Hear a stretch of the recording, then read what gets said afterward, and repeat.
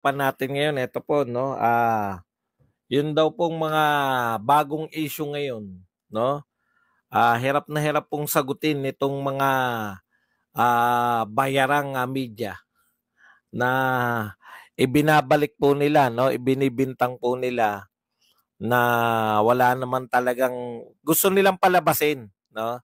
Gusto nilang palabasin na wala namang malaking issue kundi sagana lang po sa paninira yung mga pro Duterte vloggers at online personalities.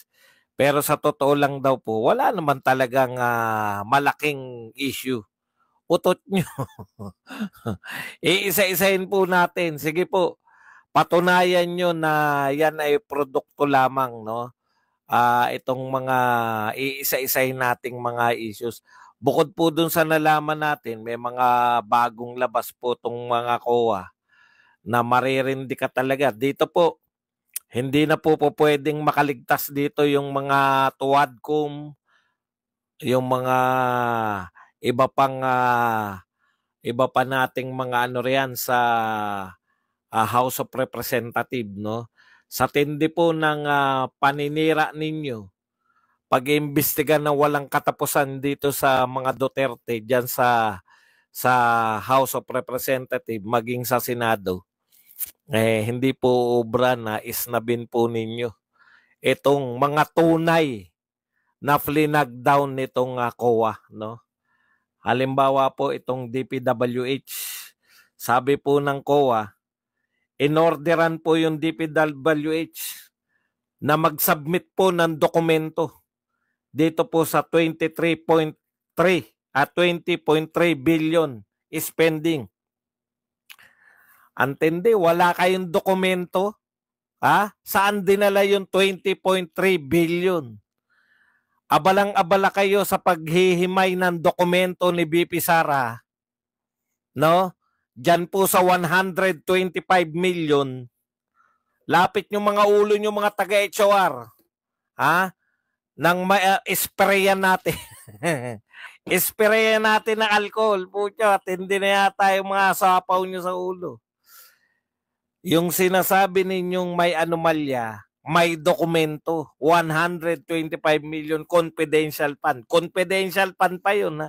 Dapat hindi nyo po kinakalkal yung confidential fund. Mamaya po, tatalakayin din natin yan. Bakit hindi dapat kinakalkal? No?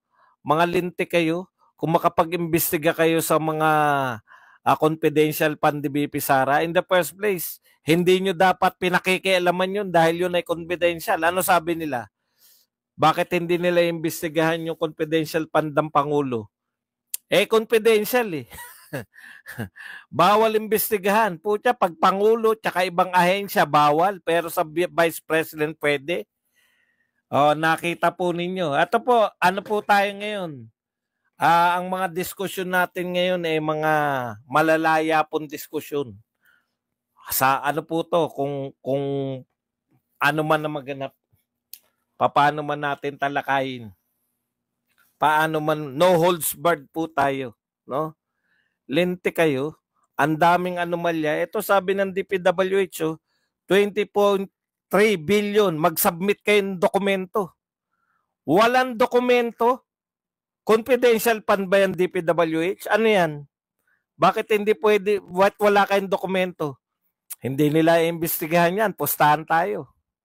O baka pag inimbestigahan nila yan, makita kung saan napunta yung ginastos dyan.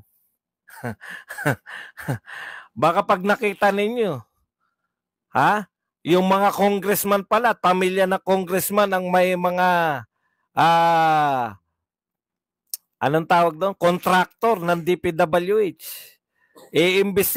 Ilalantad po namin unti-unti ang mga, hinihintay lang natin yung mga researcher ko. Ang researcher ko po ngayon ay itong Daily Tribune. Wala akong bayarang researcher eh. Naghihintay lang po ako na researcher. Ilalabas nila yan. Unti-unti, yung mga researcher natin, ilalabas nila.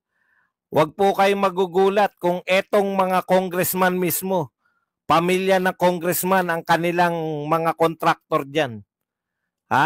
Ilabas ng mga researcher ko yan. Hihintayin ko. Kaya nila ilabas yan. Kaya sila Magno. Oh, yari tayo. Ano na Binay? Bakit talo na ba si BP Sara?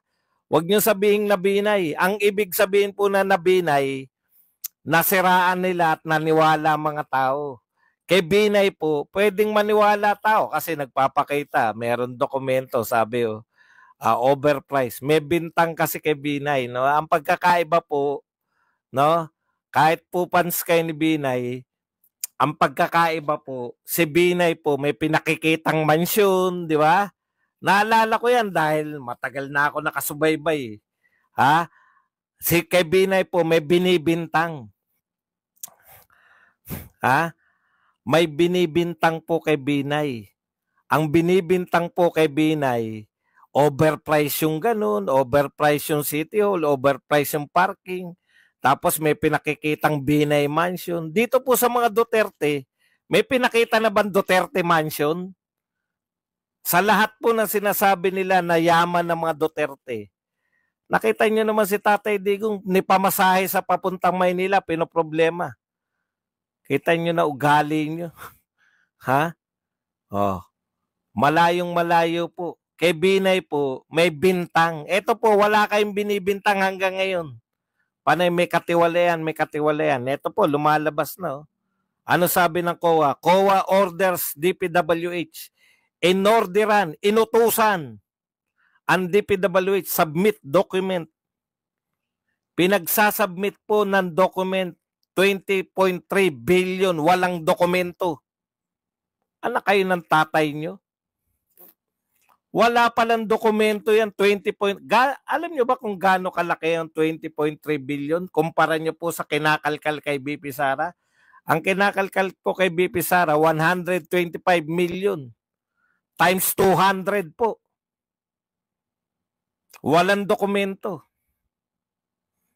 O ngayon po, balikan natin yung dokumento.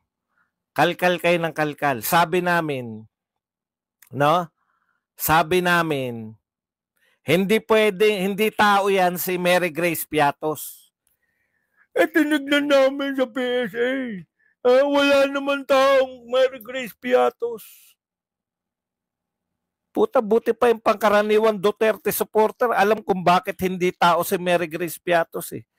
Kaya po hindi tao si Mary Grace Piatos dahil po yan, mga confidential agent po yan na ayaw pong i-reveal ni BP Sara. Bakit? Titirahin po ng kalaban. Ngayon, meron na pong tinira. Eto po balita po to. Baka kala nyo kasi naglolokohan tayo rito eh.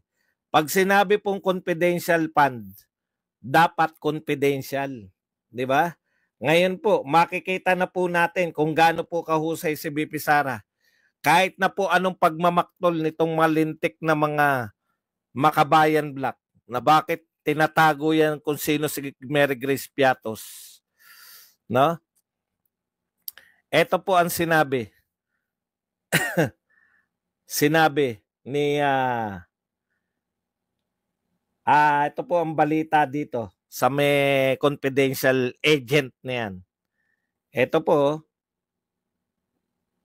babalitaan ko po kayo kung bakit hindi po pwedeng nilalantad yung mga confidential na pinagbibigyan po ng mga intelligence. Ayan. Army Intel Officer shot dead in Rizal. This is the, ayan po, Philippine Star. Balita po yan sa Philippine Star ngayon.